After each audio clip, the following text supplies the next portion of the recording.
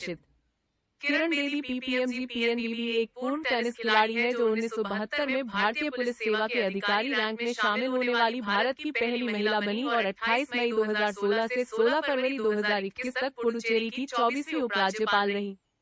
2007 में पुलिस अनुसंधान और विकास ब्यूरो के महानिदेशक के रूप में स्वैच्छिक सेवानिवृत्ति लेने से 35 साल पहले किशोरी के रूप में बेदी को 1966 में राष्ट्रीय जूनियर टेनिस चैंपियन का ताज पहनाया गया था। 1965 और 1978 के बीच उन्होंने विभिन्न राष्ट्रीय और राज्य स्तरीय चैंपियनशिप में कई खिताब जीते। आईपीएस में शामिल होने के बाद बेदी ने दिल्ली, गोवा, चंडीगढ़ और मिजोरम में सेवा की। उन्होंने अपना करियर दिल्ली के चाणक्यपुरी इलाके में सहायक पुलिस अधीक्षक के रूप में शुरू किया और 1979 में राष्ट्रपति पुलिस पदक जीता। इसके बाद वह पश्चिमी दिल्ली चली गईं, जहां उन्होंने महिलाओं के खिलाफ अपराधों में कमी लाई। इसके बाद एक यातायात पुलिस अधिकारी के रूप में उन्होंने 1982 में दिल्ली में एशियाई खेलों और 1983 में गोवा में राष्ट्रमंडल शासनाध्यक्षों की बैठक के लिए यातायात व्यवस्था की देखरेख की। उत्तरी दिल्ली के पुलिस उपायुक्त के रूप में उन्होंने नशीली दवाओं के दुरुपयोग के खिलाफ एक अभियान चलाया, जो नवज्योति दिल्ली पुलिस फाउंडेशन में विकसित हुआ। मई 1993 में बेदी को दिल्ली जेल में महानिरीक्षक के रूप में तैनात किया गया था। उन्होंने तिहाड़ जेल में कई सुधार किए, जिसके लिए उन्हें 1994 में रेमन मैग्सेसे पुरस्कार मिला। 2003 में बेदी संयुक्त राष्ट्र पुलिस की प्रमुख और संयुक्त राष्ट्र शांति संचालन विभाग में पुलिस सलाहकार नियुक्त होने वाली पहली भारतीय और पहली महिला बनी। सामाजिक सक्रियता और लेखन पर ध्यान केंद्रित करने के लिए उन्होंने 2007 में इस्तीफा दे दिया। वह इंडिया विजन फाउंडेशन चलाती है। 2008-11 के दौरान उन्होंने एक कोर शो आपकी कचहरी की मेजबानी की। वह 2011 के भारतीय भ्रष्टाचार विरोधी आंदोलन के प्रमुख नेताओं में से एक थी और जनवरी 2015 में भारतीय जनता पार्टी में शामिल हो गईं। उन्होंने पार्टी के मुख्यमंत्री उम्मीदवार के रूप में 2015 के दिल्ली विधानसभा चुनाव में असफलता हासिल की। प्रारंभिक जीवन और शिक्षा। किरण पेशावरिया का जन्म 9 जून 1949 को अमृतसर, पूर्वी पंजाब, भारत डोमिनियन में एक पंजाबी व्यवसायी परिवार में हुआ था। वह प्रकाश लाल पेशावरिया और प्रेमलता की दूसरी संतान है। उनकी 3 बहनें हैं, शशि, रीता और अनु। उनके परदादा लाला हरगोबिंद पेशावर से अमृतसर चले गए थे, जहां उन्होंने एक व्यवसाय स्थापित किया था। बेदी का पालन पोषण बहुत धार्मिक नहीं था, लेकिन उनका पालन पोषण हिंदू और सिख दोनों परंपराओं में हुआ। प्रकाश लाल ने परिवार के कपड़ा व्यवसाय में मदद की और टेनिस भी खेला।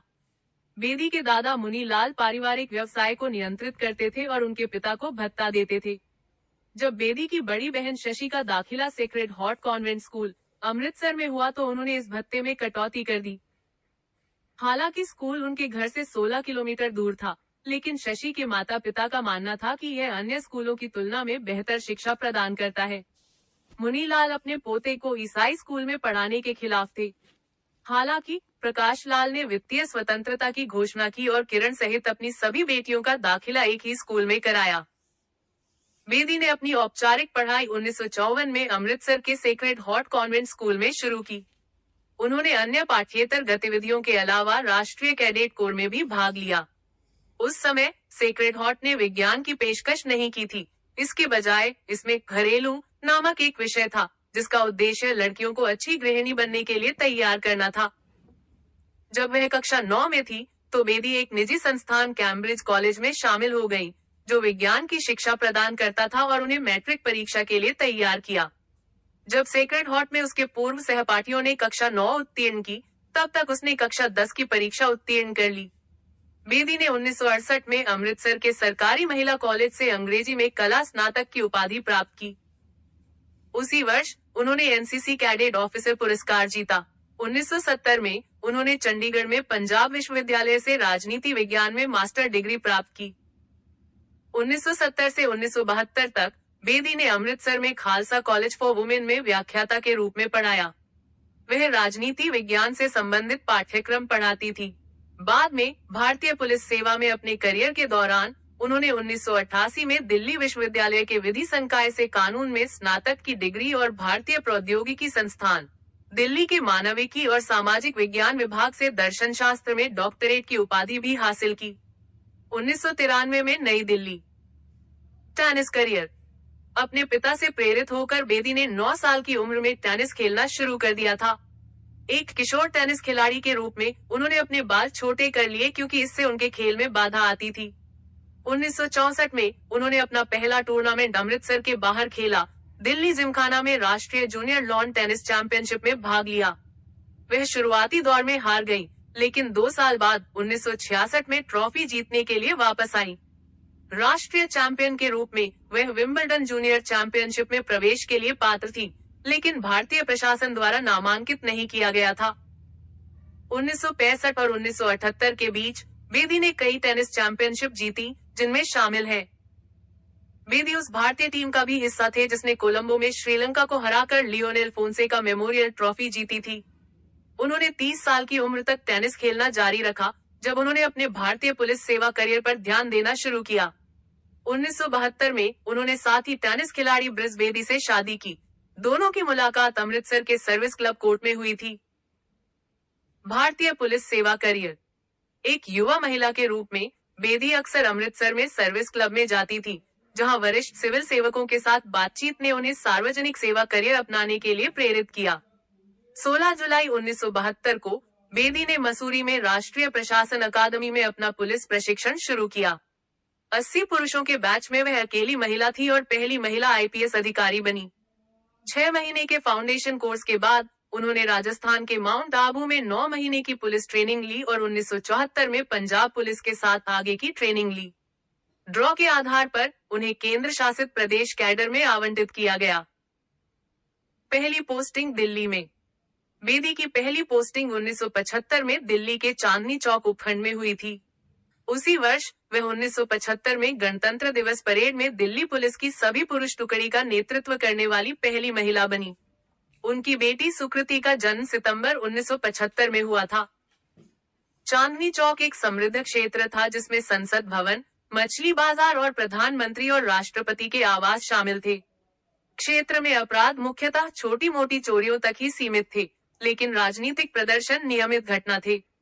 1980 के दशक के दौरान निरंकारी और अकाली सिखों के बीच कई झड़पें हुई। 3 दिसंबर को निरंकारियों के एक समूह ने इंडिया गेट के पास एक सभा आयोजित की। 700-800 अकालियों की एक टुकड़ी ने उनके खिलाफ प्रदर्शन का आयोजन किया। प्रदर्शनकारियों को रोकने और हिंसा रोकने के लिए डीसीपी बेदी की पलटन को तैनात किया गया था। जैसे ही प्रदर्शनकारियों ने ईंट पत्थरबाजी शुरू की, बेदी ने उन पर बेत से हमला कर दिया। हालांकि उनकी इकाई का समर्थन करने के लिए कोई आंसू गैस दस्ता नहीं था। प्रदर्शनकारियों में से एक नंगी तलवार लेकर उनकी ओर दौड़ा, लेकिन उन्होंने उस पर और अन्य प्रदर्शनकारियों पर बेत से हमला कर दिया।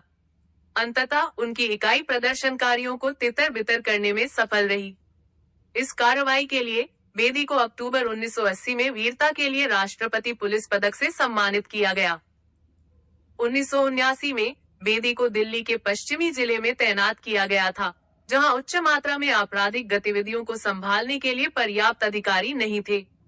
क्षतिपूर्ति के लिए उसने नागरिक स्वयंसेवकों की भर्ती शुरू की। जिले के प्रत्येक गांव में एक सशस्त्र पुलिसकर्मी के नेतृत्व में 6 नागरिकों द्वारा रात्रि गश्त की जाती थी। उसने अपराधों के बारे में किसी भी जानकारी की गुमनाम रिपोर्टिंग सक्षम की। उन्होंने क्षेत्र में अपराधों को कम करने के लिए बूटलेगिंग और अवैध शराब के कारोबार पर रोक लगा दी। बेदी ने एक खुले दरवाजे की नीति लागू की, जिससे नागरिकों को उनके साथ बातचीत करने के लिए प्रोत्साहित किया गया। उन्होंने एक बीट बॉक्स प्रणाली लागू की। प्रत्येक वार्ड में एक शिकायत बॉक्स स्थापित किया गया था और बीट कांस्टेबलों को निर्देश दिया गया था कि वे प्रत्येक दिन एक निर्धारित समय पर इस बॉक्स के पास अपना दोपहर का भोजन करें। वह नियमित रूप से लोगों से पूछती थी कि क्या वे उनके क्षेत्र में नियुक्त बीट कांस्टेबल के बारे में जानते हैं, और उनका आत्मसम्मान बढ़ाने के लिए कांस्टेबलों के साथ भी चलती थी। 3 महीने के अंदर अपराधों में कमी आई। छेड़खानी और पत्नी की पिटाई से जुड़े मामलों में गिरावट आई है। इससे उन्हें स्थानीय महिलाओं की सद्भावना प्राप्त हुई, जिन्होंने क्षेत्र में अपराध से लड़ने में मदद करने के लिए स्वेच्छा से अपनी सेवाएं दी। अक्टूबर 1981 में बेदी को डीसीपी बनाया गया। 1982 के एशियाई खेलों की तैयारी के कारण शहर में यातायात जाम हो गया था। 19 खेल स्टेडियमों और कई फ्लाईओवरों के निर्माण के परिणामस्वरूप कई रुकावटें और मार्ग परिवर्तन हुए। बेदी ने दिल्ली नगर निगम, दिल्ली विद्युत आपूर्ति उपक्रम और दिल्ली विकास प्राधिकरण के बीच समन्वय को प्रोत्साहित किया। उन्होंने गलत तरीके से वाहन चलाने वालों पर सख्ती बरती। उसने चालानों को स्पॉट फाइन से बदल दिया। उनकी टीम ने यातायात नियंत्रण के लिए 6 टो ट्रकों का उपयोग करके अनुचित तरीके से पार्क किए गए वाहनों को उठाया। इससे उन्हें क्रेन बेदी उपनाम मिला। 5 अगस्त 1982 को प्रधानमंत्री कार्यालय से संबंधित एक एम्बेसडर कार को सब इंस्पेक्टर निर्मल सिंह द्वारा खींच लिया गया था, क्योंकि यह कनॉट प्लेस में यूसुफजई मार्केट के बाहर गलत तरीके से पार्क की गई थी। सिंह को बेदी और उनके वरिष्ठ अशोक टंडन का पूरा समर्थन प्राप्त था। यातायात मार्गदर्शन सामग्री के लिए धन जुटाने के लिए बेदी ने प्रायोजकों के एक समूह को एशियाई खेलों की यातायात प्रबंधन योजना प्रस्तुत की। प्रायोजकों ने 35 लाख रुपए की सड़क सुरक्षा और अन्य शैक्षणिक सामग्री उपलब्ध कराने के लिए प्रतिबद्धता जताई। उसने अपने अधिकारियों के लिए यातायात पुलिस जीपें भी खरीदी। पहली बार यातायात इकाई में निरीक्षकों को 4 पहिया वाहन आवंटित किए गए। एशियाई खेल खत्म होने के बाद उन्हें उत्कृष्टता के लिए एशियाई ज्योति पुरस्कार दिया गया। उन्होंने अकेले अपने लिए पुरस्कार लेने से इनकार कर दिया और सिफारिश की कि यह पुरस्कार पूरी यातायात इकाई को दिया जाए। बेदी ने समाज के अमीर और प्रभावशाली वर्ग के गलत मोटर चालकों को नहीं बख्शा, जिसके परिणामस्वरूप एक शक्तिशाली लॉबी उनके खिलाफ खड़ी हो गई। उनके पीड़ितों में केंद्रीय जांच ब्यूरो के निदेशक और उनकी अपनी भाभी शामिल थी। एशियाई खेल खत्म होने के बाद उन्हें 3 साल के लिए गोवा स्थानांतरित कर दिया गया। समकालीन अफवाहों के अनुसार इंदिरा गांधी के सहयोगी आर.के. धवन और यशपाल कपूर, साथ ही उनके योग प्रशिक्षक धीरेन्द्र ब्रह्मचारी ने उनके स्थानांतरण में भूमिका निभाई। एक अन्य सिद्धांत के अनुसार यातायात उल्लंघनकर्ताओं के लिए कक्षाएं आयोजित करने के उनके प्रयोग के परिणामस्वरूप राजस्व की हानि उनके स्थानांतरण में एक प्रमुख कारक थी। उनकी 7 वर्षीय बेटी 3 साल की उम्र से नेफ्रिटिक सिंड्रोम से पीड़ित थी और उस समय गंभीर रूप से बीमार थी। बेदी ने गृह मंत्रालय से अनुरोध किया कि जब तक उनकी बेटी की हालत स्थिर नहीं हो जाती, उन्हें दिल्ली से बाहर स्थानांतरित न किया जाए। बेदी के अनुसार उसने खुद को बहुत कमजोर स्थिति में डाल दिया था और केवल वही लोग थे जो उसकी मदद कर सकते थे, जो मेरे कानून के समान प्रवर्तन से आहत थे। उसके अनुरोध पर विचार नहीं किया गया और उसे अपनी बेटी को छोड़ना पड़ा, जो इतनी बीमार थी कि वह उसके साथ नहीं जा सकती थी। गोवा। बेदी 3 साल के कार्य पर मार्च 1983 में गोवा पहुंचे। उनके आगमन के कुछ महीनों बाद जुआरी ब्रिज पूरा हो गया, लेकिन जनता के लिए नहीं खोला गया। राज्य सरकार चाहती थी कि इंदिरा गांधी दिल्ली से आए और इसका औपचारिक उद्घाटन करें। हालांकि वे कई दिनों तक इंदिरा गांधी से पुष्टि नहीं कर पाए। जनता को जुआरी नदी के पार अपने वाहनों को स्थानांतरित करने के लिए घाटों का उपयोग करना पड़ता था। एक दिन गश्त के दौरान बेदी ने देखा कि नॉक बोर्डिंग पॉइंट पर बहुत बड़ी भीड़ थी। वह गाड़ी चलाकर पुल तक गई, अवरोध हटा दिए और नॉक पर प्रतीक्षा कर रहे यातायात को पुल की ओर मोड़ दिया। इस अनौपचारिक उद्घाटन ने कई राजनेताओं को नाराज कर दिया। नवंबर 1983 में गोवा ने राष्ट्रमंडल शासनाध्यक्षों की बैठक की मेजबानी की। बेदी ने गोवा में वीआईपी मार्गों पर यातायात नियमन के लिए एनसीसी कैडेटों को शामिल किया। सीएचओजीएम समाप्त होने के कुछ ही समय बाद उनकी बेटी की चिकित्सीय स्थिति खराब हो गई। बेदी ने छुट्टी के लिए आवेदन किया ताकि वह दिल्ली जाकर अपनी बेटी की देखभाल कर सके। इस बिंदु तक उन्होंने अपने 1 दशक लंबे करियर में विशेषाधिकार अवकाश नहीं लिया था और उनकी छुट्टियां हमेशा समाप्त हो जाती थी। पुलिस महानिरीक्षक राजेंद्र मोहन ने उनके छुट्टी आवेदन की सिफारिश की, लेकिन गोवा सरकार द्वारा छुट्टी को आधिकारिक तौर पर मंजूरी नहीं दी गई। बेदी वैसे भी दिल्ली के लिए रवाना हो गई, क्योंकि उनके खाते में पर्याप्त छुट्टियां थी। उनकी बेटी 1 सप्ताह तक एम्स में भर्ती रही।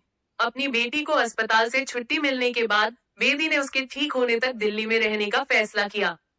बेदी ने आईजीपी को एक व्यक्तिगत पत्र भेजा, साथ ही मेडिकल रिपोर्ट और प्रमाण पत्रों के साथ गोवा सरकार को एक विस्तृत स्पष्टीकरण भी भेजा। हालांकि यूनाइटेड न्यूज ऑफ इंडिया को दिए एक बयान में गोवा के मुख्यमंत्री प्रताप सिंह राणे ने उन्हें फरार और बिना छुट्टी के अनुपस्थित घोषित किया। दिल्ली में बेदी की बेटी की हालत देखने के बाद यूएनआई ने मुख्यमंत्री के बयान का खंडन प्रकाशित किया। इससे गोवा सरकार बेदी के प्रति और भी अधिक शत्रुतापूर्ण हो गई। वापस दिल्ली। बिना स्वीकृत छुट्टी के अनुपस्थित घोषित किए जाने के बाद बेदी को 6 महीने तक कोई कार्यभार नहीं दिया गया।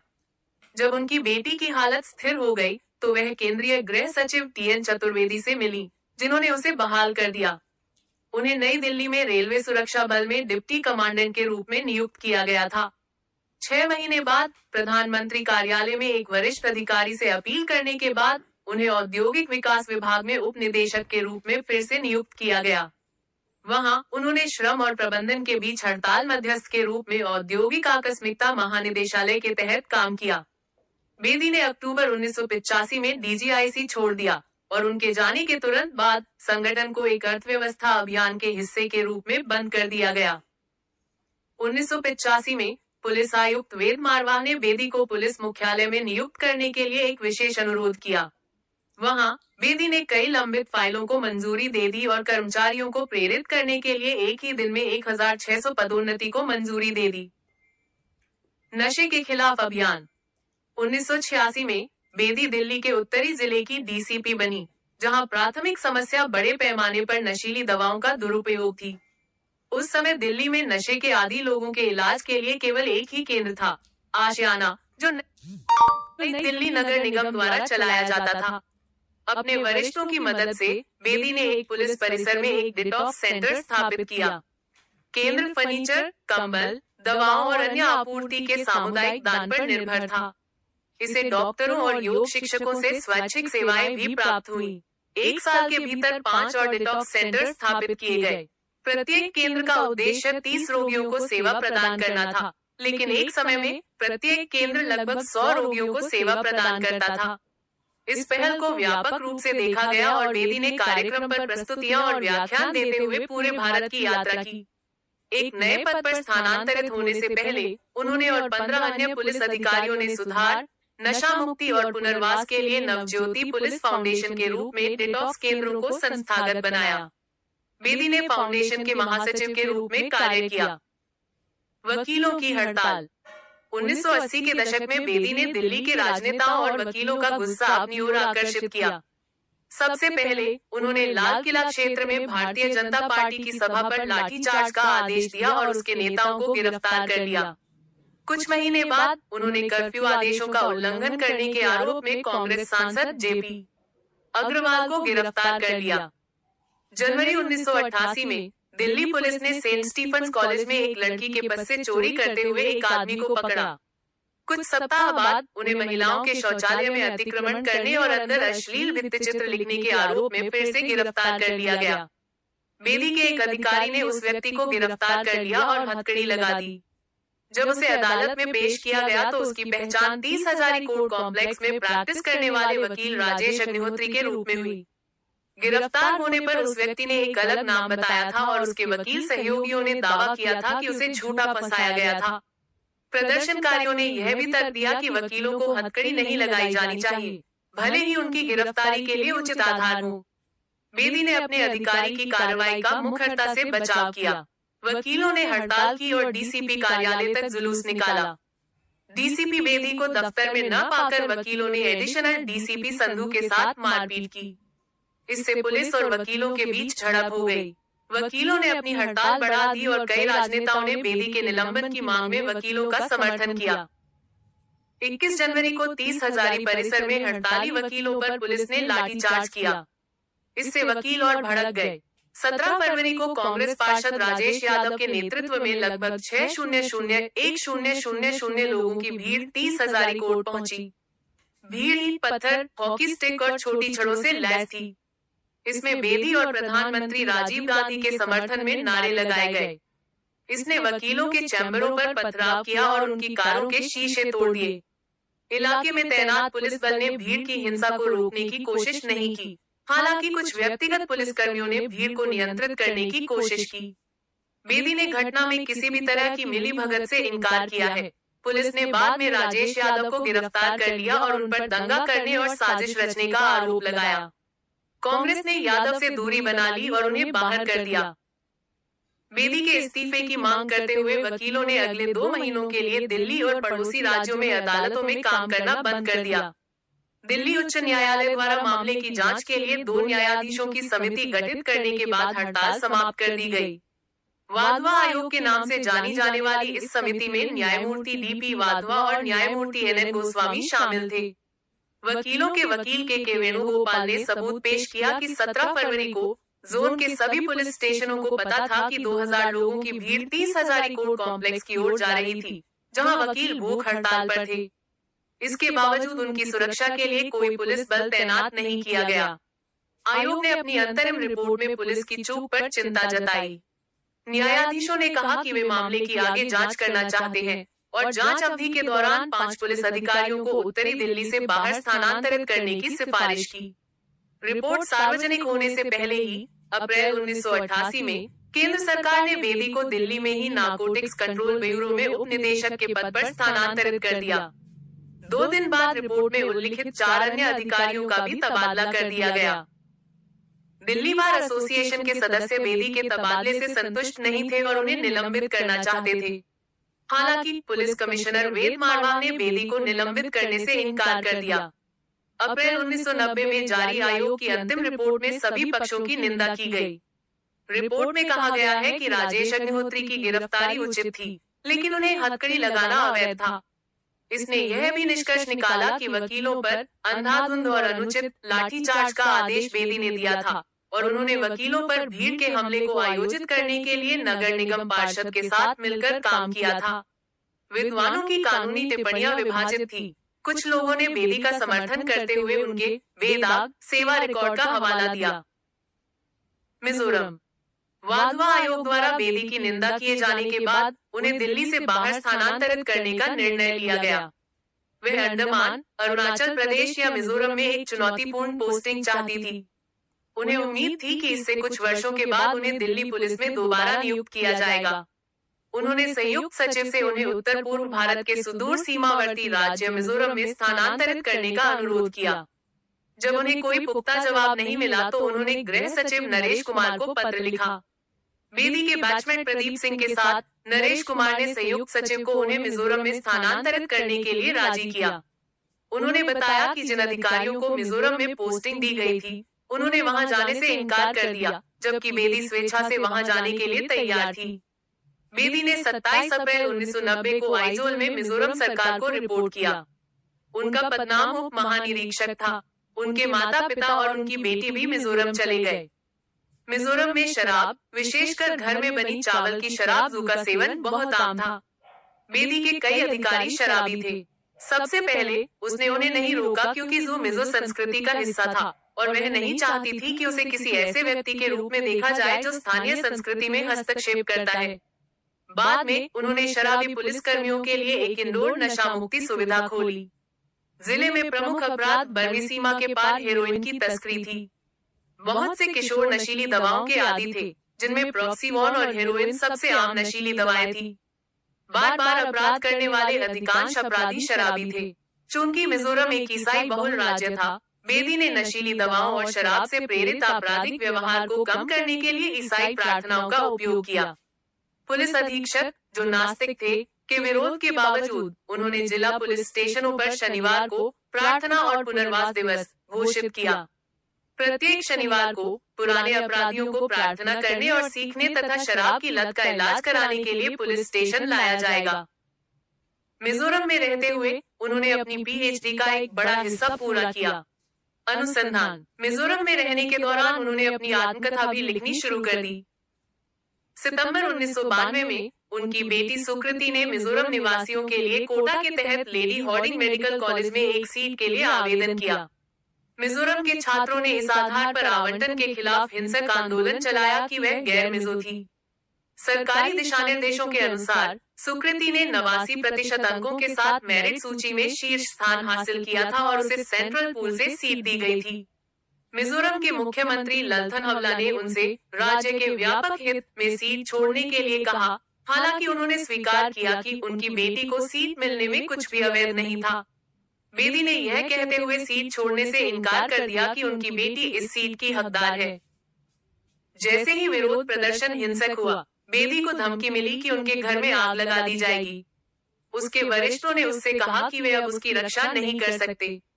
छुट्टी का आवेदन जमा करने के बाद वह आइजोल से चली गई। इस समय तक उसके माता पिता और बेटी पहले ही दिल्ली के लिए रवाना हो चुके थे। ललथन हवला ने उन पर अवज्ञा का आरोप लगाया। दिल्ली जेल महानिरीक्षक के रूप में सितंबर 1992 में मिजोरम में अपना कार्यभार अधूरा छोड़ने के बाद बेदी को नई पोस्टिंग के लिए 8 महीने इंतजार करना पड़ा। मई 1993 में उन्हें दिल्ली जेल में महानिरीक्षक के रूप में तैनात किया गया था। दिल्ली की तिहाड़ जेल को 2500 कैदियों की क्षमता वाले 4 जेल परिसर के रूप में बनाया गया था। हालांकि जब बेदी इसके प्रभारी बने, तब तक इसकी कैदी आबादी 8000 से 9500 तक थी। इसके लगभग 90% कैदी विचाराधीन कैदी थे, जिन पर गैर जमानती अपराधों का आरोप लगाया गया था। उनमें से कुछ वर्षों से बुरी तरह से बंद अदालत प्रणाली में मुकदमा चलाने का इंतजार कर रहे थे। जेल का बजट 15 करोड़ रुपए था, जो केवल बुनियादी खर्चों के भुगतान के लिए पर्याप्त था। कल्याण कार्यक्रमों के लिए बहुत कम राशि बचती थी। तिहाड़ एक हिंसक और असहनीय जगह के रूप में कुख्यात था और कोई भी अधिकारी वहां तैनात नहीं होना चाहता था। बेदी के वहां तैनात होने से पहले यह पद 9 महीने से खाली था। तिहाड़ में सुधार। बेदी ने तिहाड़ को एक मॉडल जेल बनाने का फैसला किया। उन्होंने कई सुधार पेश किए। उसने कठोर अपराधियों के लिए अलग बैरकों की व्यवस्था की, जो जेल में अपने समय का उपयोग गिरोह के सदस्यों की भर्ती करने, प्रतिबंधित वस्तुएं बेचने और पैसे वसूलने में कर रहे थे। इन कैदियों ने उन्हें गलत तरीके से अलग करने के लिए बेदी को अदालत में असफल रूप से चुनौती दी। अन्य कैदियों के लिए बेदी ने प्रमाण पत्रों के साथ व्यावसायिक प्रशिक्षण की व्यवस्था की, ताकि वे अपनी रिहाई के बाद नौकरी पा सके। उनके कार्यकाल के दौरान इंदिरा गांधी राष्ट्रीय मुक्त विश्वविद्यालय और राष्ट्रीय मुक्त विद्यालय ने जेल के अंदर अपने केंद्र स्थापित किए। विचाराधीन कैदियों की मदद के लिए कानूनी प्रकोष्ठ स्थापित किए गए। बेदी ने जेल में धूम्रपान पर प्रतिबंध लगा दिया। इस कदम को कर्मचारियों के साथ साथ कैदियों के भी काफी विरोध का सामना करना पड़ा। उन्होंने कैदियों के दृष्टिकोण को बदलने के लिए योग और विपश्यना ध्यान कक्षाएं शुरू की। उन्होंने खेल, प्रार्थना और त्योहार समारोह जैसी अतिरिक्त गतिविधियों का आयोजन किया। उन्होंने एक नशा मुक्ति केंद्र भी स्थापित किया और नशीली दवाओं की आपूर्ति में शामिल कर्मचारियों को जेल में डाल दिया। जेल के अंदर एक बैंक भी खोला गया। जेल में एक बेकरी और बदईगिरी और बुनाई इकाइयों सहित छोटी विनिर्माण इकाइयां स्थापित की गयी। बेचे गए उत्पादों से प्राप्त लाभ को कैदियों के कल्याण कोष में डाल दिया गया। बेदी दैनिक जेल दौरों पर जाती थी, कर्मचारियों का निरीक्षण करती थी, कैदियों की शिकायतें सुनती थी, भोजन की गुणवत्ता का निरीक्षण करती थी और समग्र प्रबंधन का मूल्यांकन करती थी। उन्होंने एक पंचायत प्रणाली विकसित की, जहां जिन कैदियों को उनकी उम्र, शिक्षा या चरित्र के लिए सम्मान दिया जाता था, वे अन्य कैदियों का प्रतिनिधित्व करते थे और समस्याओं को सुलझाने के लिए हर शाम वरिष्ठ अधिकारियों से मिलते थे। उन्होंने याचिका पेटियां भी स्थापित की ताकि कैदी किसी भी मुद्दे के बारे में आईजी को लिख सके। जबकि जेल में पहले भी सुझाव पेटियां होती थी, इन पेटियों के जरिए मिलने वाली शिकायतों को जेल कर्मचारी नष्ट कर देते थे। दूसरी ओर बेदी को पत्र लिखने वाले कैदियों को उनकी याचिका की स्थिति के बारे में पावती और जानकारी प्राप्त हुई। इस जेल सुधार कार्यक्रम में बेदी ने बाहरी लोगों को शामिल किया, जिनमें एनजीओ, स्कूल, नागरिक और पूर्व कैदी शामिल थे। बेदी के सुधारों के फलस्वरूप जेल में होने वाले झगड़ों और उपद्रवों में कमी आ गई।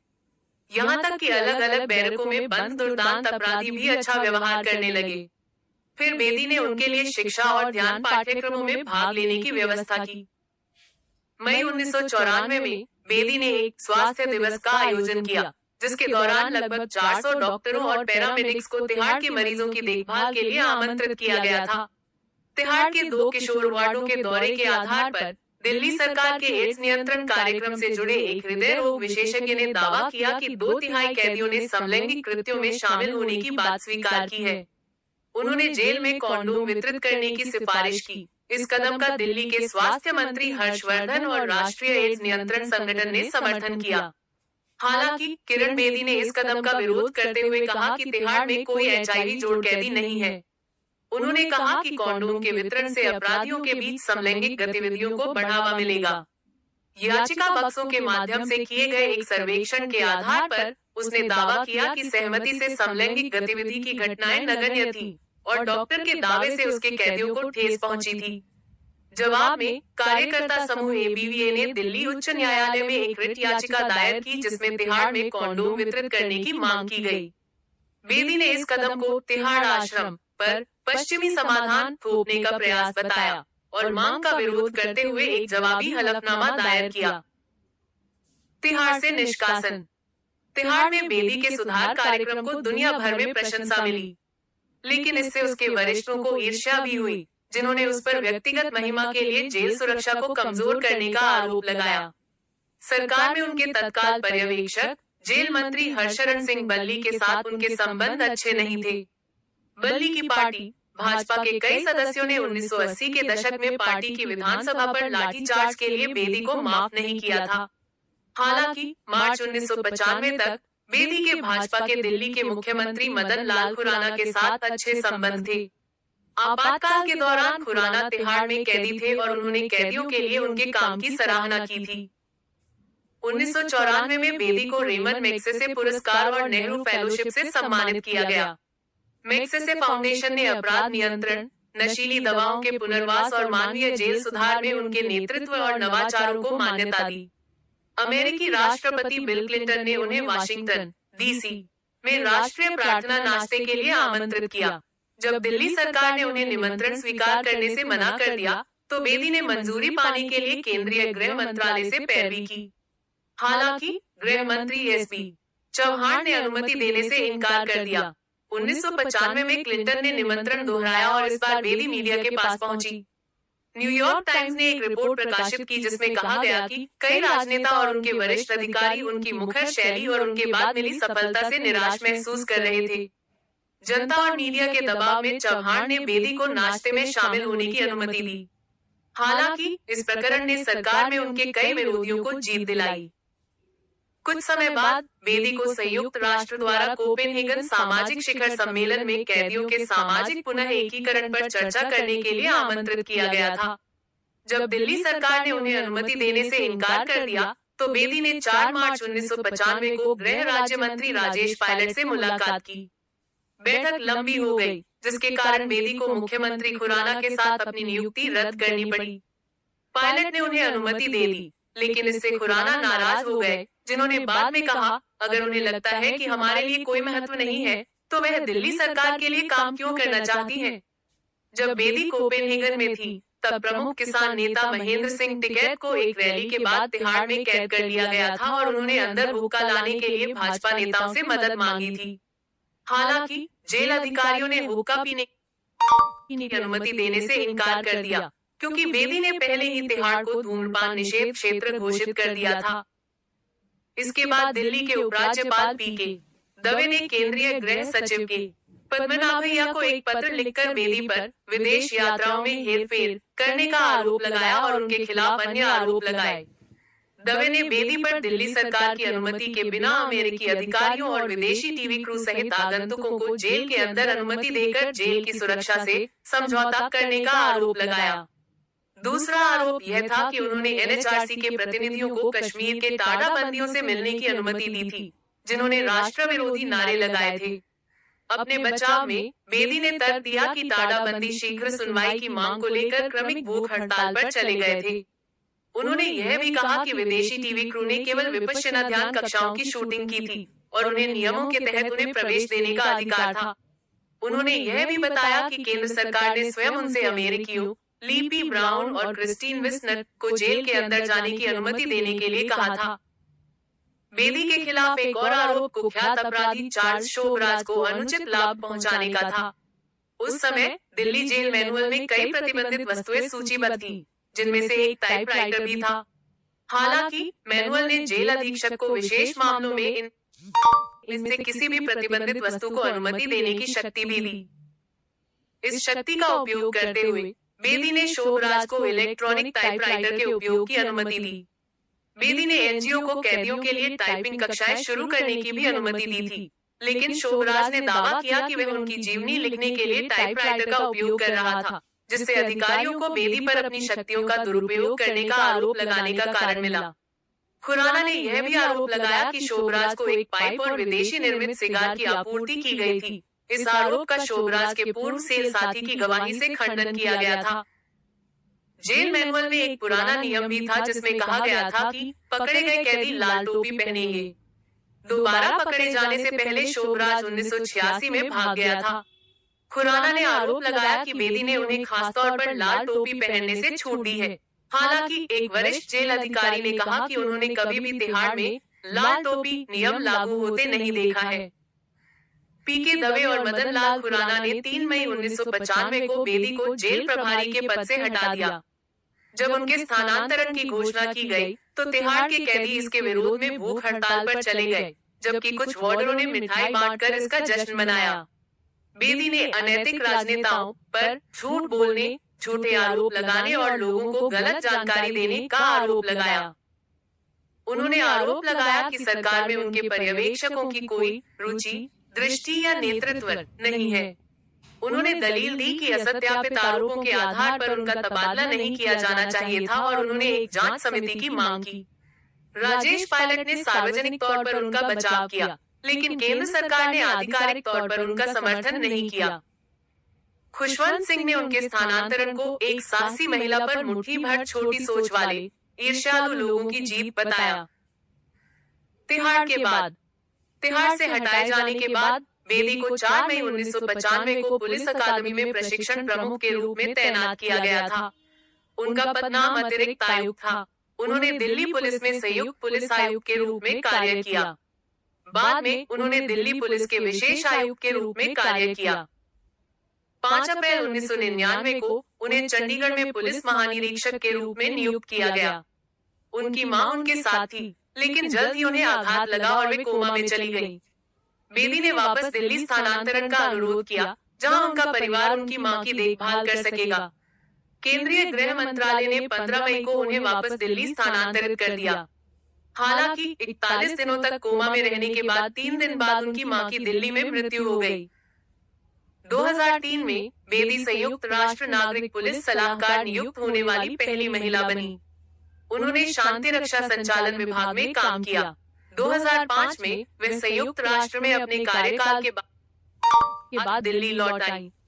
दिल्ली बार एसोसिएशन ने यह सुनिश्चित करने के लिए पैरवी की कि उन्हें कोई ऐसा पद न मिले जो उन्हें दिल्ली का पुलिस प्रमुख बनने की राह पर ले जाए। वकीलों ने 1988 के विवाद का जिक्र करते हुए सरकारी अधिकारियों को पत्र लिखकर तर्क दिया कि बेदी की शीर्ष पद पर नियुक्ति अनावश्यक रूप से कानूनी बिरादरी और पुलिस के बीच संघर्ष पैदा कर सकती है। उन्हें महानिदेशक होमगार्ड बनाया गया। अपनी सेवानिवृत्ति से पहले वह पुलिस अनुसंधान और विकास ब्यूरो के महानिदेशक के रूप में कार्यरत थी। 2007 में बेदी ने दिल्ली पुलिस कमिश्नर पद के लिए आवेदन किया। युद्धवीर सिंह डडवाल, जो उनसे कनिष्ठ थे, के पक्ष में उनकी अनदेखी की गई, कथित तौर पर क्योंकि वरिष्ठ नौकरशाहों ने उन्हें बहुत मुखर और कट्टरपंथी के रूप में देखा था। बेदी ने पक्षपात का आरोप लगाया और कहा कि उनकी योग्यता को नजरअंदाज किया गया है। वह 3 महीने की विरोध छुट्टी पर भी गई, लेकिन बाद में इसे रद्द कर दिया। करण थापर और पंकज वोहरा जैसे पत्रकारों ने पक्षपात का रोना रोने के लिए उनकी आलोचना की और कहा कि उनका सेवा रिकॉर्ड अधूरे गोवा, मिजोरम और चंडीगढ़ असाइनमेंट जैसे विवादों से दागदार था। वकीलों की हड़ताल का विवाद और तिहाड़ से निष्कासन। बेदी ने व्यक्तिगत कारणों का हवाला देते हुए नवंबर 2007 में पुलिस सेवा से इस्तीफा दे दिया। उन्होंने कहा कि वह अकादमिक और सामाजिक कार्यों पर ध्यान केंद्रित करना चाहती हैं। सामाजिक सक्रियता। बेदी और उनके सहयोगियों द्वारा स्थापित नवज्योति दिल्ली पुलिस फाउंडेशन का नाम बदलकर 2007 में नवज्योति इंडिया फाउंडेशन कर दिया गया। अगले 25 वर्षों में इसने लगभग 20,000 नशीली दवाओं और शराब के आदी लोगों को आवासीय उपचार प्रदान किया। इसने सड़क पर रहने वाले बच्चों और झुग्गी झोपड़ियों के बच्चों की शिक्षा जैसे अपराध रोकथाम कार्यक्रम भी शुरू किए। इसने समाज के कमजोर वर्गों के लिए 200 एकड़ शिक्षक स्कूल, व्यावसायिक प्रशिक्षण केंद्र, स्वास्थ्य देखभाल सुविधाएं और परामर्श केंद्र स्थापित किए। 2010 में इसने इग्नू से संबद्ध नवज्योति कम्युनिटी कॉलेज की भी स्थापना की।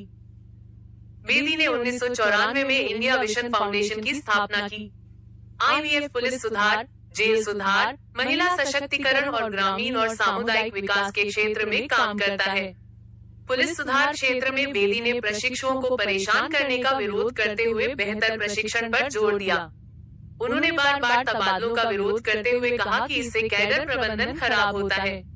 उन्होंने पुलिस प्रशासन के एक नए स्तर के निर्माण का भी प्रस्ताव रखा, जो सामान्य अधिकारियों को राजनेताओं और नौकरशाहों से बचाएगा। महिला अधिकार क्षेत्र में उन्होंने महिलाओं के लिए समान शैक्षिक अवसरों और संपत्ति के स्वामित्व की वकालत की है। उन्होंने ग्रामीण महिलाओं के तेजी से सशक्तिकरण पर जोर दिया है। वह एक सामाजिक टिप्पणीकार और प्रशिक्षक है और अक्सर शिक्षा, घरेलू हिंसा और अन्य जैसे विभिन्न सामाजिक मुद्दों पर बोलती है। 2008-11 के दौरान बेदी ने स्टार प्लस पर रियलिटी टीवी शो आपकी कचेहरी की मेजबानी की। इस कोर्ट शो में बेदी ने रोजमर्रा के झगड़ों को एक नकली कोर्ट रूम में सुलझाया। 2008 में उन्होंने उन लोगों की मदद के लिए वेबसाइट लॉन्च की जिनकी शिकायतें स्थानीय पुलिस द्वारा स्वीकार नहीं की जाती हैं। बेदी डलास, टेक्सास, अमेरिका में गीता जयंती के दौरान भगवत गीता शिखर सम्मेलन में स्वामी मुकुंदानंद जी, डॉक्टर मेनस कपातोस, श्री शिव खेड़ा, ब्रह्मचारिणी ग्लोरिया एरीरा और अन्य जैसी अन्य उल्लेखनीय हस्तियों के साथ वक्ताओं में से एक थी। भ्रष्टाचार विरोधी आंदोलन। अक्टूबर 2010 में अरविंद केजरीवाल ने बेदी को CWG घोटाले को उजागर करने में उनके साथ शामिल होने के लिए आमंत्रित किया।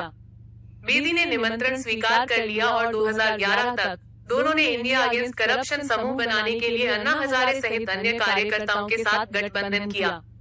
उनका अभियान 2011 के भारतीय भ्रष्टाचार विरोधी आंदोलन में विकसित हुआ। अन्ना हजारे ने भारतीय संसद में एक मजबूत जन लोकपाल विधेयक पारित करने की मांग के लिए अनिश्चितकालीन भूख हड़ताल की योजना बनाई। 16 अगस्त 2011 को बेदी और IAC के अन्य प्रमुख सदस्यों को भूख हड़ताल शुरू होने से 4 घंटे पहले पुलिस ने हिरासत में ले लिया। बेदी और अन्य कार्यकर्ताओं को बाद में उसी दिन रिहा कर दिया गया। 12 दिनों के विरोध प्रदर्शन और सरकार और कार्यकर्ताओं के बीच कई चर्चाओं के बाद संसद ने लोकपाल विधेयक के प्रारूपण में 3 बिंदुओं पर विचार करने का प्रस्ताव पारित किया। संसद के कुछ सदस्यों ने लोकपाल विधेयक के विरोध के दौरान कथित तौर पर सांसदों का मजाक उड़ाने के लिए बेदी और अन्य कार्यकर्ताओं के खिलाफ विशेषाधिकार हनन प्रस्ताव लाने का प्रस्ताव रखा। हालांकि बाद में उन्होंने ये नोटिस वापस ले लिया। भ्रष्टाचार विरोधी आंदोलन के दौरान बेदी को तब विवाद का सामना करना पड़ा जब कुछ समाचार पत्रों ने 2006 और 2011 के बीच उनके पिछले यात्रा खर्चों में विसंगतियों पर सवाल उठाया। उदाहरण के लिए 2009 में बेदी को एविएशन इंडस्ट्री एम्प्लॉइज गिल्ड द्वारा आयोजित एक सम्मेलन में मुख्य वक्ता के रूप में आमंत्रित किया गया था। उन्होंने बिना किसी शुल्क के निमंत्रण स्वीकार कर लिया, लेकिन उनके NGO को यात्रा व्यय की प्रतिपूर्ति की जानी थी। बेदी के ट्रैवल एजेंट फ्लाईवेल ने उनके मेजबान के हवाई टिकट के लिए बिजनेस क्लास के किराए का बिल बनाया, लेकिन बेदी को इकोनॉमी क्लास में यात्रा करने की व्यवस्था की। 2006 और 2011 के बीच यात्रा संबंधी व्यय विवरणों में कई विसंगतियां थी। साथ ही ऐसे उदाहरण भी थे जहां उसने किसी कारण से अपने मेजबानों के लिए बिना किसी लागत के यात्रा की थी। इन मामलों में बेदी ने कहा कि उन्होंने व्यक्तिगत रूप से विवादित अंतर प्राप्त नहीं किया या वहन नहीं किया, केवल इंडिया विजन फाउंडेशन ने किया। वह एक गैर सरकारी संगठन है जिसकी वह अध्यक्षता करती थी। नवंबर 2011 में अतिरिक्त मुख्य मेट्रोपॉलिटन मजिस्ट्रेट के निर्देशों के तहत दिल्ली पुलिस ने बेदी के खिलाफ इंडियन विजन फाउंडेशन और अन्य गैर सरकारी संगठनों के माध्यम से धन के दुरुपयोग के लिए एक FIR, संज्ञेय अपराध के लिए पुलिस मामला दर्ज किया।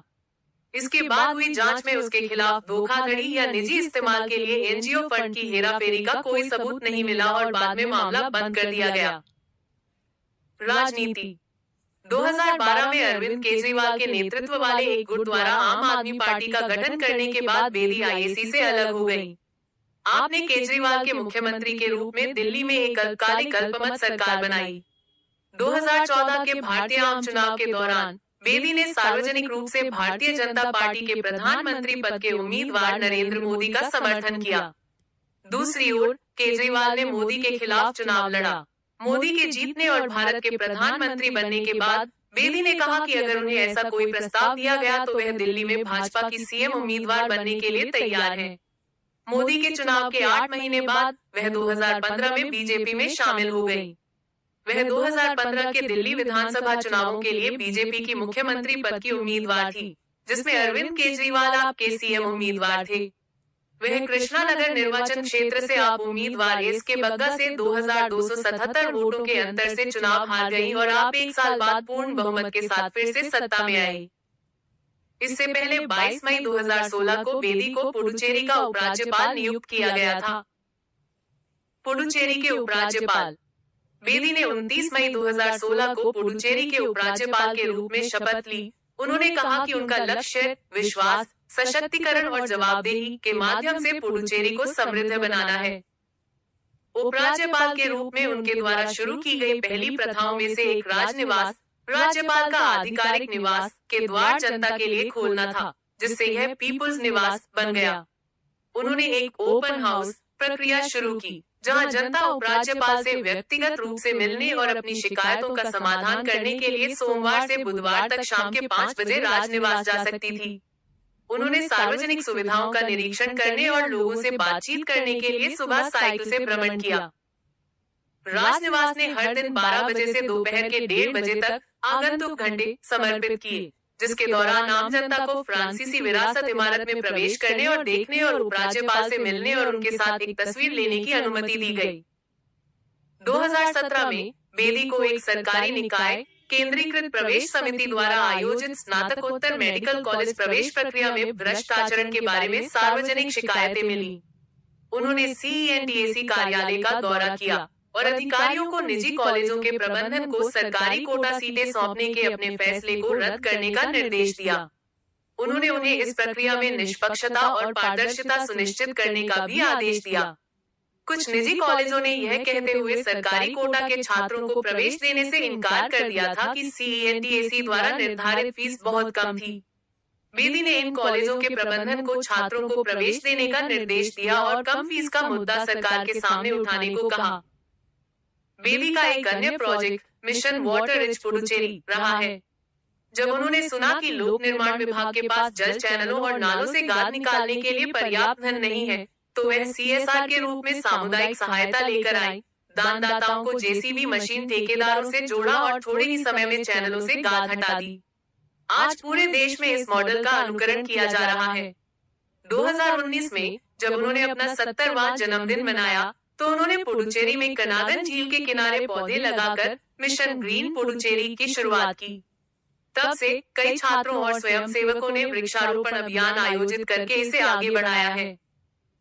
दिल्ली में 50वें गवर्नर सम्मेलन में बेदी ने वित्तीय विवेक सुनिश्चित करने, सामुदायिक समर्थन लाने और खुले सदन के माध्यम से शिकायत निवारण के लिए पुडुचेरी में शुरू की गई कई सर्वोत्तम प्रथाओं की रूपरेखा तैयार की। उन्होंने 16 फरवरी 2021 को पुडुचेरी के उपराज्यपाल पद से इस्तीफा दे दिया। तेलंगाना की राज्यपाल तमिलिसाई सुंदरराजन को केंद्र शासित प्रदेश का अतिरिक्त प्रभार दिया गया। लेखक बेदी ने निम्नलिखित रचनाएं लिखी हैं। किरण बेदी, स्वराज की मांग, ABS। किरण बेदी, यह हमेशा संभव है, एक महिला द्वारा तिहाड़ जेल का परिवर्तन। Himalayan institute press, ISBN 97808938925886। इसका मराठी में अनुवाद इट्स ऑलवेज पॉसिबल के रूप में किया गया है। किरण बेदी, परमिंदर जीत सिंह, संदीप श्रीवास्तव, सरकार @net, भारत के लिए नए शासन के अवसर, समझदार, ISBN 978076199562। किरण बेदी, जैसा मुझे दिखता है, Stirling, ISBN 978120729384। Kiran Bedi, TM डाक, क्या गलत हुआ और जारी है, UBSPD, ISBN 978174764447। लीना सोनी द्वारा मराठी में अनुवादित what went wrong. Kiran Bedi, यह हमेशा संभव है, एक महिला द्वारा तिहाड़ जेल का परिवर्तन। Himalayan institute press, ISBN 97808938925886। Kiran Bedi, गलती किसकी, हीरा, ISBN 978171828999। किरण बेदी, ये संभव है, हीरा, ISBN 978128804663। किरण बेदी, महिलाओं को सशक्त बनाना, जैसा कि मैं देखता हूँ, किरण बेदी द्वारा, स्टर्लिंग, ISBN 978120791268। माधुरी शानबाग द्वारा मराठी में अनुवादित दहेज IC, स्त्रियांचे सक्षमता। किरण बेदी, नेतृत्व और शासन, जैसा कि मैं देखता हूँ, किरण बेदी द्वारा, स्टर्लिंग, ISBN 978120791268। माधुरी शानबाग द्वारा मराठी में अनुवाद दहेज IC, नेतृत्व और प्रशासन। किरण बेदी, भारतीय पुलिस, जैसा कि मैं देख रहा हूँ, स्टर्लिंग, ISBN 978120737907। माधुरी शानबाग द्वारा मराठी में AIC के रूप में अनुवादित। भारतीय पुलिस सेवा। किरण बेदी, पवन चौधरी। झाड़ू और दूल्हा, बुद्धिग्राम। ISBN 9789380710013। कायदे के फायदे के रूप में हिंदी में अनुवादित। कायदे नेक लाभ अनेक के रूप में मराठी में अनुवादित। गुजराती में इसका अनुवाद वो अपने सभ्यता कलावी के रूप में किया गया है। किरण बेदी, बदलाव लाएं, भ्रष्टाचार से लड़े। Sterling, P. 2012। ISBN 9788120791749। Kiran Bedi, नई पीढ़ी के लिए ऐसा करने का साहस करें। बुद्धिग्राम। ISBN 97,38,38,14,31,436। हिंदी में निडर बनों के रूप में अनुवादित। किरण बेदी, पवन चौधरी। विद्रोह 2011। भ्रष्टाचार के खिलाफ भारतीय विजडम विलेज प्रकाशन। ISBN 9789380710440। किरण बेदी, डॉक्टर किरण बेदी, नेतृत्व का निर्माण। डायमंड बुक्स प्रकाशन। ISBN 9789351659785। किरण बेदी, हिम्मत है Kiran Bedi, Diamond Books Publication. ISBN 9788171829910। Shivani Arora, दयालुता कहाँ बोली। अपने नेतृत्व के माध्यम से उपराज्यपाल डॉक्टर किरण बेदी की सर्वोत्तम प्रथाएं। स्टलिंग पब्लिशर्स प्रा, सीमित। ISBN 97,88,19,44,44,714।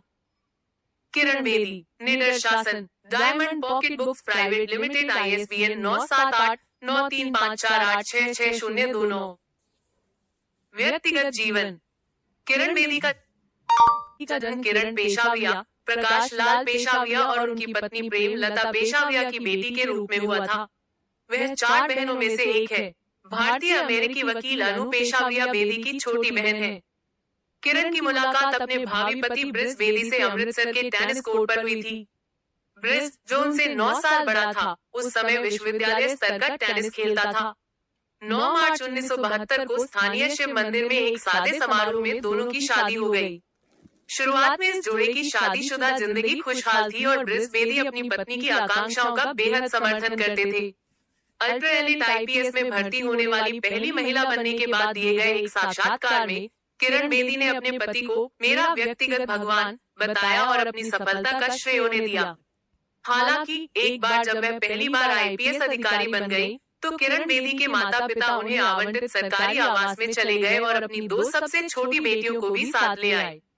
शादी के 3 साल बाद ब्रिज और किरण की एक बेटी हुई, लेकिन उसके जन्म के बाद घर में किरण के परिवार का पूरा वर्चस्व होने के कारण ब्रिज बेदी के माता पिता और भाई बहन बच्चे को मुश्किल से देख पाए। ब्रिज बेदी को घुटन महसूस हुई और उनके लिव इन ससुराल वालों के साथ रिश्ते खराब हो गए। वह अपनी बेटी के जन्म के कुछ समय बाद ही बाहर चले गए और उसके बाद दोनों जीवन भर अलग अलग रहे। हालांकि उनका कभी तलाक नहीं हुआ और ब्रिज बेदी ने उस फैसले के लिए इस तथ्य को जिम्मेदार ठहराया है कि उनका एक बच्चा भी है। 1975 में दंपति को एक बेटी हुई। मूल रूप से उनका नाम सुकृति था। बाद में उन्होंने अपना नाम बदलकर साइना रख लिया। 31 जनवरी 2016 को ब्रिज बेदी का निधन हो गया। पुरस्कार और मान्यताएं। 2005 में क्यूनी स्कूल ऑफ लॉ ने उनके जेल सुधारों और पुलिसिंग के प्रति मानवीय दृष्टिकोण की मान्यता में उन्हें डॉक्टर ऑफ लॉ की मानद उपाधि से सम्मानित किया। नवज्योति दिल्ली पुलिस फाउंडेशन को अंतर्राष्ट्रीय ड्रग नियंत्रण प्रयासों में उत्कृष्ट योगदान के लिए 1999 सर सोतिरफ मेमोरियल अवार्ड मिला।